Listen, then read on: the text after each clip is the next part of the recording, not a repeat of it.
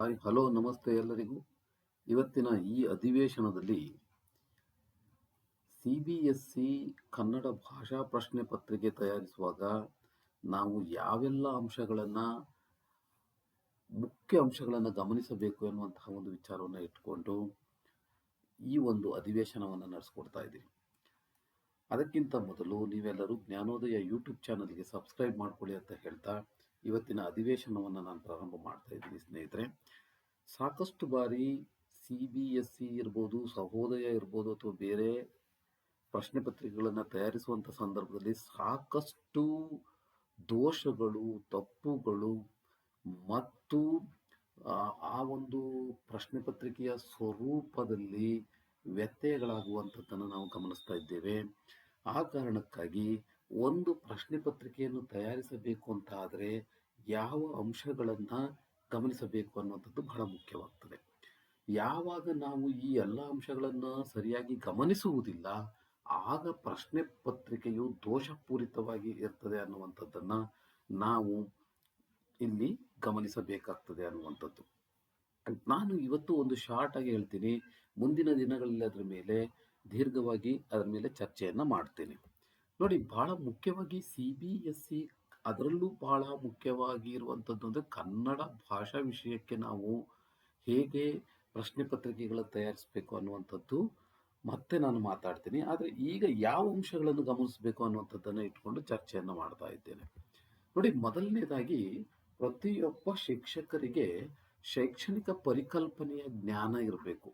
ಅಂದರೆ ಶೈಕ್ಷಣಿಕ ಪರಿಕಲ್ಪನೆಯ ಜ್ಞಾನ ಇಲ್ಲದೆ ಇದ್ದಂತಹ ಸಂದರ್ಭದಲ್ಲಿ ಈ ರೀತಿಯ ಪ್ರಶ್ನೆ ಪತ್ರಿಕೆಯಲ್ಲಿ ದೋಷಗಳು ಕಂಡು ಬರ್ತಾ ಇದೆ. ಅಂದರೆ ಶೈಕ್ಷಣಿಕ ಪರಿಕಲ್ಪನೆಯ ವಿಚಾರಗಳು ಸಾಕಷ್ಟು ದೊಡ್ಡದಿದೆ. ಮತ್ತೆ ನಾನು ಆ ವಿಚಾರಗಳನ್ನು ಇಟ್ಕೊಂಡು ಚರ್ಚೆಯನ್ನು ಮಾಡ್ತೀನಿ. ಮತ್ತೆ ಇಲ್ಲಿ ಮಗುವಿನ ಸಾಮರ್ಥ್ಯದ ಬಗ್ಗೆ ಜ್ಞಾನ ಇರಬೇಕು. ಮಗು ಯಾವ ರೀತಿಯಲ್ಲಿ ಭಾಷೆಯನ್ನ ಅದು ಸಂರಚನೆ ಮಾಡ್ಕೊಂಡು ಹೋಗುತ್ತೆ ಅನ್ನುವಂಥದ್ದು ಜ್ಞಾನ ಇರಬೇಕಾಗ್ತದೆ. ಮಗು ಯಾವ ರೀತಿ ಭಾಷಾ ಪ್ರಕ್ರಿಯೆಗಳನ್ನು, ಅಂದರೆ ಭಾಷೆಯನ್ನು ಕಲಿಯುತ್ತದೆ ಅನ್ನುವಂಥದ್ದು, ಮಗು ಭಾಷೆಯನ್ನು ಹೇಗೆ ಕಲಿಯುತ್ತದೆ, LAD ಅಂತ ಹೇಳ್ತೀವಿ, ಲ್ಯಾಂಗ್ವೇಜ್ ಅಕ್ವಿಷನ್ ಡಿವೈಸ್ ಯಾವ ಥರ ಆಗ್ತದೆ ಅನ್ನುವಂಥದ್ದು, ಸ್ಕೀಮಾ ಹೇಗೆ ಡೆವಲಪ್ಮೆಂಟ್ ಆಗ್ತದೆ ಅನ್ನುವಂಥದ್ದು ಮಗುವಿನಲ್ಲಿ, ಈ ಥರದ ಹೆಚ್ಚು ಅದರ ಮತ್ತು ಅದು ಭಾಷೆಯನ್ನು ಕಲಿಯುವಂಥ ಸಂದರ್ಭದಲ್ಲಿ ಎಷ್ಟು ಅದು ಸಮಸ್ಯೆಗಳನ್ನು ಎದುರಿಸ್ತದೆ ಅನ್ನುವಂಥದ್ದು, ಈ ರೀತಿಯ ವಿಚಾರಗಳನ್ನು ಇಟ್ಕೊಂಡು ಅಲ್ಲಿ ಚರ್ಚೆಯನ್ನು ಮಾಡಬೇಕಾಗುತ್ತೆ ಅನ್ನುವಂಥದ್ದು, ಅದನ್ನು ತಿಳ್ಕೊಬೇಕು ನಾವು ಅನ್ನುವಂಥದ್ದು.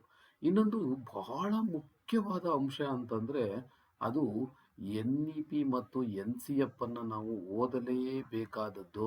ಇದು ತುಂಬ ಇಂಪಾರ್ಟೆಂಟ್ ಆಗಿರ್ತದೆ ಅನ್ನುವಂಥದ್ದು.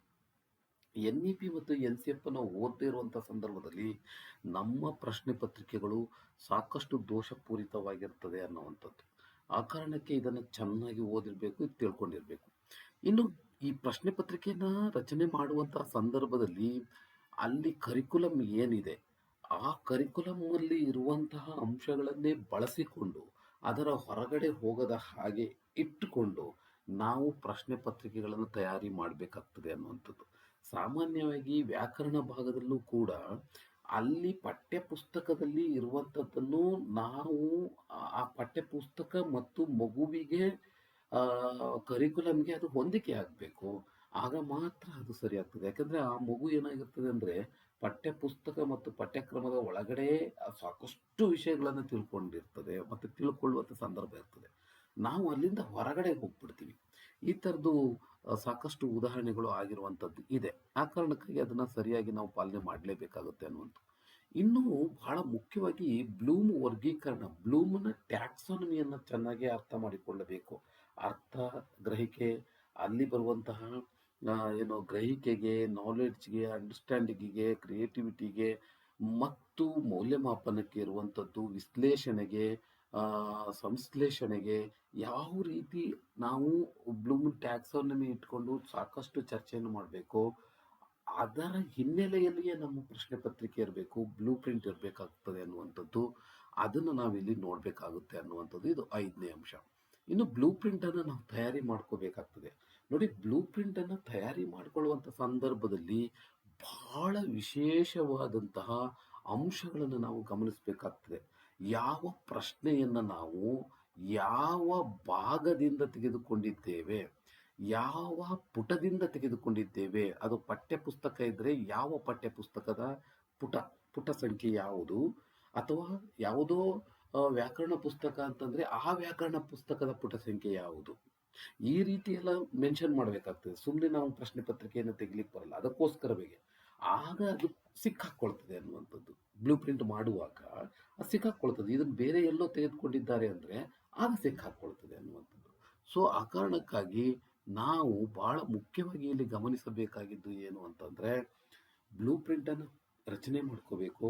ಅದರಲ್ಲಿ ಜ್ಞಾನಕ್ಕಿರ್ಬೋದು, ಗ್ರಹಿಕೆಗಿರ್ಬೋದು, ಆಮೇಲೆ ಅನ್ವಯ, ಅಪ್ಲಿಕೇಶನ್, ವಿಮರ್ಶಾತ್ಮಕ ಚಿಂತನೆಗೆ ಅಥವಾ ತಾರ್ಕಿಕ ಆಲೋಚನೆಗೆ ಯಾವ ರೀತಿ ಕೊಡ್ತೀವಿ ಅನ್ನುವಂಥದ್ದು, ಪ್ರಶಂಸೆಗಿರ್ಬೋದು, ಅಥವಾ ಸೃಜನಶೀಲತೆಗಿರ್ಬೋದು, ಹೇಗೆಲ್ಲ ಕೊಡ್ತೀವಿ ಅನ್ನುವಂಥದ್ದನ್ನು ನಾವು ಗಮನಿಸಬೇಕಾಗ್ತದೆ ಅನ್ನುವಂಥದ್ದು.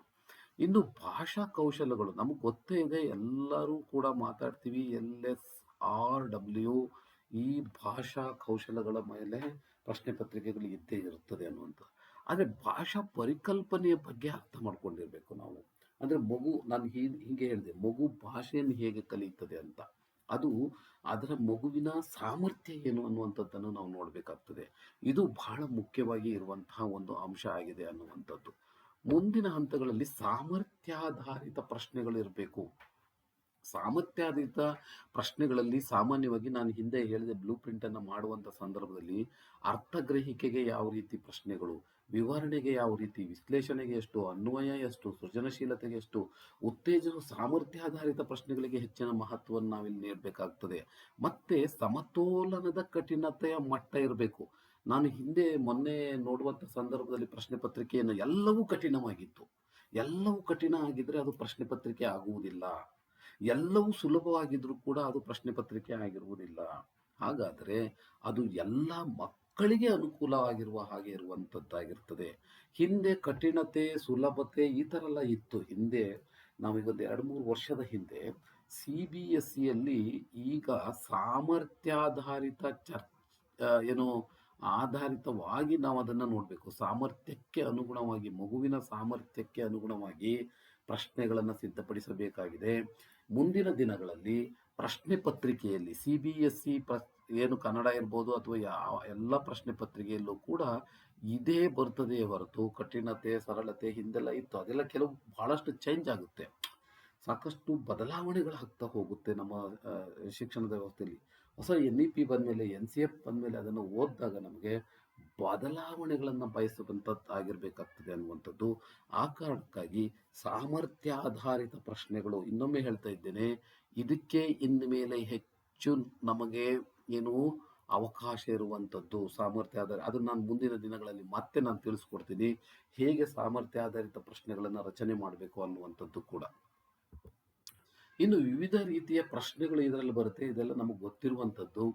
ಇಲ್ಲಿ ಬಹು ಆಯ್ಕೆ ಪ್ರಶ್ನೆಗಳು ಬರುತ್ತೆ, ಅತಿ ಚಿಕ್ಕ ಉತ್ತರಗಳು ಬರೆಯುವಂಥದ್ದು ಬರ್ತದೆ, ಚಿಕ್ಕ ಉತ್ತರಗಳನ್ನು ಬರೆಯೋದು, ದೀರ್ಘ ಉತ್ತರಗಳು, ಪ್ಯಾಸೇಜು, ಭಾಗಾಧಾರಿತ ಪ್ರಶ್ನೆಗಳು, ಹೀಗೆಲ್ಲ ಕೆಲವು ಪಾರ್ಟ್ ಆಗಿ ಬರುವಂಥದ್ದು ಇರ್ತದೆ. ಅದರಲ್ಲಿ ಹೇಗೆಲ್ಲ ಇರ್ತದೆ ಅಂತಂದರೆ, ಸಾಮಾನ್ಯವಾಗಿ ಇದರಲ್ಲಿ ಎಲ್ಲವೂ ಕೂಡ ಅದು ಕೇಸ್ ಸ್ಟಡಿ ಇರ್ತದೆ, ಡಾಟಾ ಬೇಸ್ಡ್ ಕ್ವಶನ್ಸ್ ಇರ್ತದೆ, ಅಸರ್ಷನ್ ರೀಸನಿಂಗ್ ಕ್ವಶನ್ಸ್ ಇರ್ತದೆ, ಮತ್ತು ಕೇಸ್ ಸ್ಟಡಿ ಮೇಲೆ ಕ್ವಶನ್ಸ್ ಇರ್ತದೆ. ಇವೆಲ್ಲವೂ ಕೂಡ ಸಾಮಾನ್ಯವಾಗಿ ಇರುತ್ತೆ ಅಂತ. ಕನ್ನಡದಲ್ಲಿ ಹಂತವಾಗಿ ಇವುಗಳು ಕೂಡ ಬರುವಂತಹ ಸಾಧ್ಯತೆಗಳು ಇರುತ್ತೆ. ಬಹಳ ಮುಖ್ಯವಾಗಿ ನೋಡಿ, ಭಾಷೆ ಇದೆಯಲ್ಲ, ಈ ಭಾಷೆ ತುಂಬ ಸರಳವಾಗಿರಬೇಕು. ಮಗು ಓದಿ ಅರ್ಥ ಮಾಡಿಕೊಳ್ಳುವಂತಿರಬೇಕು. ನಾವು ಒಂದು ಅನ್ಸಿನ್ ಪ್ಯಾಸೇಜ್ ಮೊನ್ನೆ ನೋಡಿದೆ.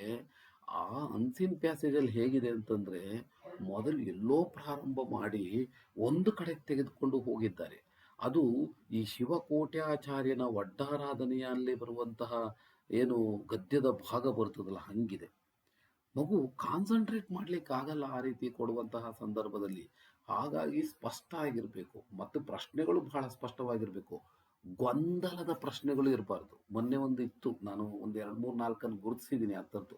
ಗೊಂದಲ, ಮಗುವಿಗೆ ಗೊಂದಲ, ಶಿಕ್ಷಕರಿಗೆ ಗೊಂದಲ, ಈ ಥರದ ಗೊಂದಲದ ಪ್ರಶ್ನೆಗಳಿರಬಾರ್ದು. ಅದನ್ನು ಮುಂದಿನ ದಿನಗಳಲ್ಲಿ ನಾನು ಹೇಗೆ ಪ್ರಶ್ನೆಗಳನ್ನು ರಚನೆ ಮಾಡಬೇಕು ಅನ್ನುವಂಥದ್ರ ಮೇಲೆ ನಾನು ಚರ್ಚೆಯನ್ನು ಮಾಡ್ತೀನಿ. ಸೊ ಓದು ಮತ್ತು ಅರ್ಥಗ್ರಹಿಕೆಯ ಗುಣಮಟ್ಟ, ಬರವಣಿಗೆ ವಿಭಾಗ ನೋಡಿ, ಈ ಓದು ಪ್ಯಾಸೇಜ್‌ಗಳೇನಾಗಿದೆ ಹೆಂಗಿರ್ಬೇಕು ಅಂದ್ರೆ, ಮಗುವಿಗೆ ವಯೋಸಹಜವಾಗಿರ್ಬೇಕಾಗ್ತದೆ. ಮಗು ಅರ್ಥಗ್ರಹಿಕೆಗೆ ಅವಕಾಶ ಮಾಡಿಕೊಳ್ಳುವಂತಿರಬೇಕು ಅದು. ಅಂದ್ರೆ ಓದಿದ ತಕ್ಷಣ ಮಗುಗೆ ಅರ್ಥ ಆಗ್ಬೇಕು. ಭಾಷೆ ಹೆಂಗಿರ್ಬೇಕು? ಕಠಿಣವಾಗಿರಬಾರದು. ನಾನು ಮೊನ್ನೆ ಯಾವುದೋ ಒಂದು ಇದನ್ನ ನೋಡಿದಾಗ, ಪ್ಯಾಸೇಜ್ಗಳನ್ನು ನೋಡಿದಾಗ, ಅದು ಶಿಕ್ಷಕರಿಗೆ ಅದು ಏನಾಗಿರ್ತದೆ ಅಂತಂದ್ರೆ ಆ ಬಹಳ ಕಷ್ಟವಾಗಿರ್ತದೆ. ಸೊ ಹಂಗಿರಬಾರ್ದು, ಕಠಿಣವಾಗಿರಬಾರದು. ಅದು ಭಾಷೆ ತುಂಬಾ ಸುಲಭವಾಗಿರಬೇಕು. ಮಗು ಓದ್ಕೊಂಡು ಅರ್ಥ ಮಾಡ್ಕೊಂಡು ಬರೆಯಂಗಿರ್ಬೇಕು. ಆ ರೀತಿಯಲ್ಲಿ ಕೇಳಬೇಕಾಗ್ತದೆ ಅನ್ನುವಂಥದ್ದು. ಇನ್ನು ಸಾಂದರ್ಭಿಕ ವ್ಯಾಕರಣ ನೋಡಿ. ಸಾಂದರ್ಭಿಕ ವ್ಯಾಕರಣ ಅಂತ, ಈಗ ವ್ಯಾಕರಣ ಮುಂದಿನ ದಿನಗಳಲ್ಲಿ ವ್ಯಾಕರಣ ಹೇಗೆ ಬರುತ್ತೆ ಅಂತಂದ್ರೆ, ಒಂದು ಪದ ಕೊಟ್ಟು ಇದು ಈ ವ್ಯಾಕರಣ ಅಂತ ಹೇಳುವಂಥದ್ದು ಬರಲ್ಲ. ಉದಾಹರಣೆಗೆ ಮಳೆಗಾಲ, ಈ ಪದವು ಡ್ಯಾಶ್ ಸಂಧಿಯಾಗಿದೆ, ಈ ತರ ಪ್ರಶ್ನೆಗಳು ಇನ್ಮೇಲೆ ಬರುವುದಿಲ್ಲ. ಹಾಗಾದ್ರೆ ಯಾವ ರೀತಿ ಬರುತ್ತೆ ಅಂದ್ರೆ, ಒಂದು ವಾಕ್ಯದ ಮೇಲೆ ಇರ್ಬೋದು, ಅಥವಾ ಮಗು ಒಂದು ವಾಕ್ಯದ ಮೇಲೇನೆ ಹೆಚ್ಚು ಗಮನಿಸುವಂಥದ್ದಾಗಿರ್ಬೇಕು ಅದು. ಹಾಗೆ ಸಂದರ್ಭಗಳನ್ನು ನಾವು ಕೇಳುವಂಥದ್ದಾಗಬೇಕು ಅಂತ ಮುಂದಿನ ದಿನಗಳಲ್ಲಿ ಅದು ಬರ್ತಾನೆ ಹೋಗುತ್ತೆ ಅಂತ ನಾನು ಅಂದ್ಕೊಂಡಿದ್ದೇನೆ. ಸೊ ಹಾಗಾಗಿ ವ್ಯಾಕರಣದಲ್ಲಿ ಗೊಂದಲ ಇರಬಾರ್ದು. ಮತ್ತೆ ಒಂದು ರೀತಿ ಮೊನ್ನೆ ಯಾವುದೋ ಒಂದು ತತ್ಸಮ ತದ್ಭವ ಕೇಳುವಂಥ ಸಂದರ್ಭದಲ್ಲಿ ಆ ಗೊಂದಲಮಯವಾದದ್ದು, ಆಮೇಲೆ ಏನು ಸಕರ್ಮಕ ಅಕರ್ಮಕ ಗೊಂದಲಮಯವಾದದ್ದು, ಈ ತರ ಈ ರೀತಿಯಲ್ಲಿ ಕೇಳುವಂತಹ ಇದನ್ನು CBSEಯಲ್ಲಿ ಹೇಳ್ತಾ ಇಲ್ಲ. ಅದನ್ನು ನಾನು ಮತ್ತೆ ಹೇಳ್ತಾ ಹೋಗ್ತೀನಿ ಮುಂದಿನ ದಿನಗಳಲ್ಲಿ. ಸಾಕಷ್ಟಿದೆ ಅಂಶಗಳನ್ನು ತಿಳ್ಕೊಳ್ಳುವಂಥದ್ದು. ಸಮಯ ನಿರ್ವಹಣೆಗೆ ಅನುಕೂಲವಾದಂತಹ ಪ್ರಶ್ನೆ ಪತ್ರಿಕೆ ಆಗಿರಬೇಕು. ಮಕ್ಕಳು ಹೇಳ್ತಾರೆ, ಸಾರ್ ಆ ದೀರ್ಘವಾದಂತಹ ಗದ್ಯಗಳನ್ನು ನಮಗೆ ಓದಲಿಕ್ಕೆ ಆಗಿಲ್ಲ. ಹಾಗಾದ್ರೆ ಎಷ್ಟಿರಬೇಕು? 190 ಅಥವಾ 200 ಪದಗಳಿಗೆ ಸೀಮಿತವಾಗಿರಲಿ. ಮತ್ತೊಮ್ಮೆ ಹೇಳ್ತಾ ಇದ್ದೀನಿ, 190 ಅಥವಾ 200 ಪದಗಳ ಒಳಗಡೆನೇ ನಮ್ಮ ಅನ್ಸಿನ್ ಪ್ಯಾಸೇಜ್ ಇರ್ಬೋದು, ಪ್ಯಾಸೇಜ್ಗಳಿಗೆ ಇರಲಿ ಇರಲಿ ಇರಲಿ. ದಯಮಾಡಿ ಹೇಳ್ತಾ ಇದ್ದೀನಿ, ಮತ್ತೆ ಕ್ಲಿಷ್ಟವಾಗಿರಬಾರದು. ಅನ್ಸಿನ್ ಪ್ಯಾಸೇಜ್ಗಳು ಕ್ಲಿಷ್ಟವಾಗಿರಬಾರದು. ಮತ್ತೊಮ್ಮೆ ಹೇಳ್ತಾ ಇದ್ದೇನೆ, ಕ್ಲಿಷ್ಟವಾಗಿರಬಾರದು. ಓದಿದ್ರೆ ಅರ್ಥ ಆಗ್ಬೇಕು, ಮಗುವಿಗೆ ಅರ್ಥ ಗ್ರಹಿಕೆ ಆಗ್ಬೇಕು. ಅದಕ್ಕೆ ಅದನ್ನ ಹೇಳ್ತಾ ಇರೋದು ರೀಡಿಂಗ್ ಆ್ಯಂಡ್ ಕಾಂಪ್ರೆನ್ಷನ್ ಅಂತ. ತುಂಬಾ ಸಂಸ್ಕೃತದ ಪದಗಳನ್ನು ಕೊಟ್ಬಿಟ್ರೆ ಅದು ಸಾಧ್ಯತೆ ಇಲ್ಲ. ಅದು ಡಿಗ್ರಿ ಲೆವೆಲ್ ಆಗ್ತದೆ. ದಯಮಾಡಿ ಅದನ್ನ ಅರ್ಥ ಮಾಡ್ಕೊಳ್ಳೋಣ. ಸಮಯ ನಿರ್ವಹಣೆ 3 ತಾಸು. ಈ 3 ತಾಸಿಗೆ ಮಗು ಬರೆಯೋದಕ್ಕೆ ಆಗ್ತದೆ ನಮ್ಮ ಪ್ರಶ್ನೆ ಪತ್ರಿಕೆ ಅನ್ನುವಂಥದ್ದನ್ನು ಗಮನದಲ್ಲಿ ಇಟ್ಕೊಂಡು ನಾವು ಅದನ್ನು ನೋಡಬೇಕು. ಮೊನ್ನೆ ಮಕ್ಕಳೇ ಹೇಳ್ತಾ ಇದ್ರು, ಏನು ಅಂದ್ರೆ, ನಮಗೆ ಸಮಯನೇ ಸಾಕಾಗ್ಲಿಲ್ಲ, ರೀಡಿಂಗ್ ಆ್ಯಂಡ್ ಕಾಂಪ್ರಿಹೆನ್ಷನ್ ಅಲ್ಲೇ ಸಾಕಷ್ಟು ಸಮಯ ತಗೊಂಡ್ಬಿಟ್ವಿ ಅಂತ. ಈ ರೀತಿ ಆಗಬಾರ್ದು ಅನ್ನುವಂಥದ್ದನ್ನು ನಾವು ಗಮನದಲ್ಲಿ ಇಟ್ಕೊಬೇಕು. ಮತ್ತೆ ಮೌಲ್ಯಮಾಪನ ಯೋಜನೆಗೆ ಅದು ಹೊಂದಿಕೆ ಆಗಿರಬೇಕು. ಮೌಲ್ಯಮಾಪನೆಗೆ ಸ್ಪಷ್ಟವಾದಂಥ ಮೌಲ್ಯಮಾಪನ ಸಾಧ್ಯವಾಗುವಂತೆ ಪ್ರಶ್ನೆಗಳು ರೂಪಿತ ಆಗಿರಬೇಕು ಅಂತ. ದೋಷರಹಿತ ಮತ್ತು ವಿನ್ಯಾಸ ನೋಡಿ, ವ್ಯಾಕರಣ, ಅಕ್ಷರ, ಅಂಕ, ಕ್ರಮ ಸಂಖ್ಯೆ ದೋಷರಹಿತವಾಗಿದ್ದು ಸ್ವಚ್ಛ ಮತ್ತು ಸುಂದರ ವಿನ್ಯಾಸ. ದೋಷರಹಿತ ಆಗಿರ್ಬೇಕು, ಅದು ದೋಷ ಸಹಿತ ಅಲ್ಲ, ದೋಷರಹಿತವಾಗಿರಬೇಕು. ಸುಂದರವಾದಂಥ ವಿನ್ಯಾಸ ಇರಬೇಕು. ಹಾಗಾಗಿ ಕನ್ನಡದ ಪ್ರಶ್ನೆ ಪತ್ರಿಕೆ ಬಂದಾಗ ಎಲ್ಲ ಸಮಸ್ಯೆ ಇಲ್ಲೇ ಇರ್ತದೆ.